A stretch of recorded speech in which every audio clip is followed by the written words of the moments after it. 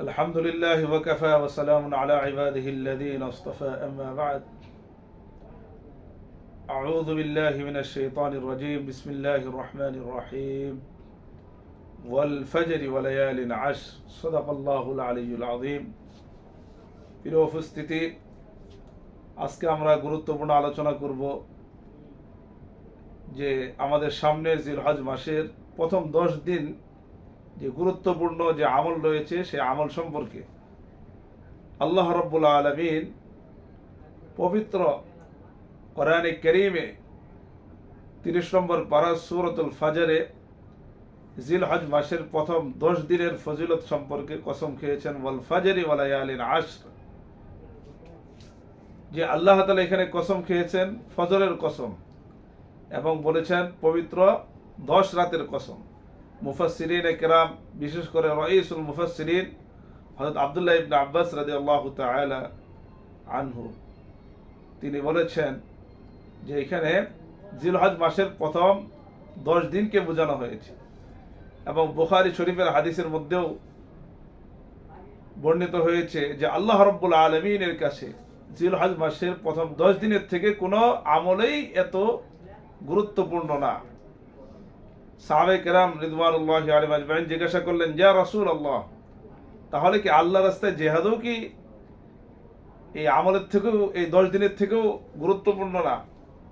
আল্লাহ রাসূল বললেন যে জিহাদ যে যদি কেউ বের হয়ে যায় আর সে যদি কি তার জানমাল সহ ফেরত না আসে তাহলে সেই জিহাদটা উত্তম হবে।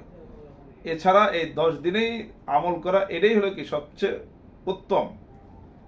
এবং অন্য হাদিসের মধ্যে তিরমিজি শরীফ এর হাদিসের মধ্যে এসেছে, আবু হুরায়রা রাদিয়াল্লাহু তাআলা আনহু থেকে হাদিসটি বর্ণিত হয়েছে যে এই 10 দিনের আমল আল্লাহ রাব্বুল আলামিনের কাছে খুব প্রিয়। যে প্রত্যেক দিনের রোজার বিনিময়ে আল্লাহ রাব্বুল আলামিন এক এক বছর রোজা রাখার নেকি দান করবেন এবং প্রত্যেক রাতের ইবাদতের বিনিময়ে আল্লাহ রাব্বুল আলামিন শবে কদরের রাতের ইবাদতের সমপরিমাণে নেকি দান করবেন। যে ব্যক্তি দিনের বেলা রোজা রাখবে 1 তারিখ থেকে নিয়ে 8 তারিখ পর্যন্ত আল্লাহ তাআলা তার প্রত্যেক রোজার বিনিময়ে এক এক বছর কি রোজার নেকি দান করবেন এবং প্রত্যেক রাতে ইবাদতের বিনিময়ে আল্লাহ তাআলা শবে কদরের রাতের সমপরিমাণ নেকি দান করবেন। ইয়াউমে আরাফা জিলহজ মাসের 9 তারিখের বিশেষ ফজিলত রয়েছে। হাদিসের মধ্যে এসেছে আল্লাহ রাসূল সাল্লাল্লাহু আলাইহি ওয়াসাল্লাম ইরশাদ করেছেন, যে ব্যক্তি আরাফার দিন অর্থাৎ জিলহজ মাসের 9 তারিখ যেদিন হাজিরা আরাফার ময়দানে অবস্থান করেন সেই দিন যদি রোজা রাখে আল্লাহ রাব্বুল আলামিন প্রত্যেক রোজার বিনিময়ে আল্লাহ তাআলা ইয়াউমে আরাফা 9 তারিখে রোজা রাখার বিনিময়ে তার 1 বছর আগের এবং 1 বছর পরের গুনাহকে আল্লাহ তাআলা মাফ করে দিবেন। হাদিসের মধ্যে আরো বর্ণিত হয়েছে যে ব্যক্তি এই রাত্রগুলা জেগে ইবাদত করবে আল্লাহ তাআলা তার প্রত্যেকটা আমলের মর্যাদা 700 গুণ বৃদ্ধি করে দিবেন। এই জিলহজ মাসের প্রথম 10 দিনে যে ব্যক্তি ইবাদত বন্দেগী করবে আল্লাহ তাআলা তার প্রত্যেক রাতের ইবাদতের বিনিময়ে আল্লাহ তাআলা তাকে 700 গুণ বেশি মর্যাদা দান করবেন, ইবাদতের নেকি দান করবেন। বাইহাকি শরীফের বর্ণনার মধ্যে এসেছে যে 1 তারিখ থেকে নিয়ে 8 তারিখ পর্যন্ত প্রত্যেক দিনের ইবাদতের বিনিময়ে আল্লাহ তাআলা এক এক দিনের আমলের বিনিময়ে আল্লাহ তাআলা অন্য সময় 1000 দিন ইবাদত করলে বন্দেগী করলে যে নাকি আল্লাহ তাআলা 1 তারিখ থেকে নিয়ে 8 তারিখ পর্যন্ত কেউ যদি ইবাদত বন্দেগী করে তাহলে আল্লাহ তাআলা তাকে প্রত্যেক দিনের বিনিময়ে 1000 দিনের নেকি আল্লাহ তাআলা দান করবেন। এই 8 দিনে যদি সে ইবাদত করে তাহলে 8000 দিনের নেকি দান করবেন। আর যে ব্যক্তি আরাফাত দিন 9 তারিখে ইবাদত বন্দেগী করবে আল্লাহ তাআলা তাকে 10,000 দিন ইবাদত বন্দেগী করার নেকি দান করবে। ইয়াউমে আরাফা 9 তারিখের ফজিলত বেশি, অন্যান্য দিন 8 দিনের ফজিলত হলো কি এক এক দিনে 1000 দিন। আর ইয়াউমে আরাফা একদিন ইবাদত করলে আল্লাহ তাআলা অন্য সময় 10,000 দিন ইবাদত করলে যে নেকি আল্লাহ তাআলা সেই নেকি দান করবেন। এজন্য আমরা সকলেই এই আমলগুলো করার জন্য চেষ্টা করব। বিশেষ করে যারা আমরা কুরবানি করব এবং কি কুরবানি করব না তারা যদি আমরা কুরবানির নেকি অর্জন করতে চাই, আল্লাহ রসুল সাল্লাল্লাহু আলাইহি সাল্লাম তাদের জন্য কি এরকমভাবে বিশেষ ফজিলতের কথা বলেছেন। আবু দাউদ শরীফের মধ্যে এসেছে ফজিলতের কথা।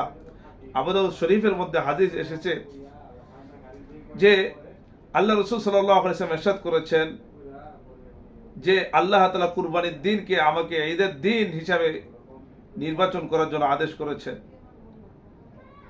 এরপর আল্লাহ রসুল সাল্লাল্লাহু আলাইহি ওয়াসাল্লাম একজন সাহাবী তাকে বললেন,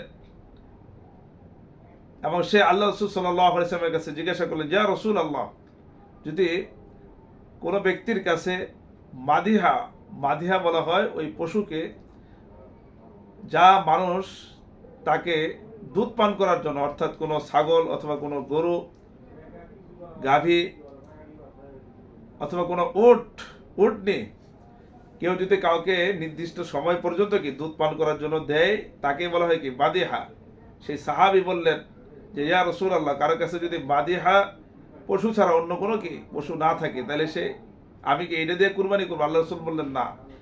আল্লাহ রসুল তাকে আমল শিক্ষা দিলেন যে তুমি যদি কুরবানির নেকি অর্জন করতে চাও, তাহলে তোমার জন্য করণীয় হলো তুমি জিলহজ মাসের চাঁদ ওঠার আগেই তোমার নখ, তোমার মোষ, তোমার গুপ্ত স্থান এগুলা এবং কি তোমার চুল এগুলা কেটে ফেলবে। আর কুরবানি দেওয়ার আগ পর্যন্ত, অর্থাৎ জিলহজ মাসের চাঁদ ওঠার পরে কুরবানির আগ পর্যন্ত তুমি এগুলোর মধ্যে হাত দিবে না। তুমি যদি এই আমলটা করো, তাহলে আল্লাহ রাব্বুল আলামিন তোমাকে পরিপূর্ণ কুরবানির নেকি দান করবেন। সুবহানাল্লাহ। এই জন্য যাদের আল্লাহ তাআলা আমাদের সামর্থ্য দেননি, আমরা কুরবানি করতে পারি না, আমরা যদি এই আমলটা করি যে আমরা জিলহজ মাসের চাঁদ ওঠার আগেই আমরা এরকমভাবে কি আমাদের চুল, আমাদের গোফ, মোষ, আমাদের বগল, আমাদের গুপ্ত স্থান এগুলো সব কিছুকে আমরা চুল ওঠার আগে কাটবো। আর মাঝখানে জিলহজ মাসের চাঁদ ওঠার পরে কুরবানি করার আগ পর্যন্ত আমরা কেউ এগুলো থেকে হাত দিব না।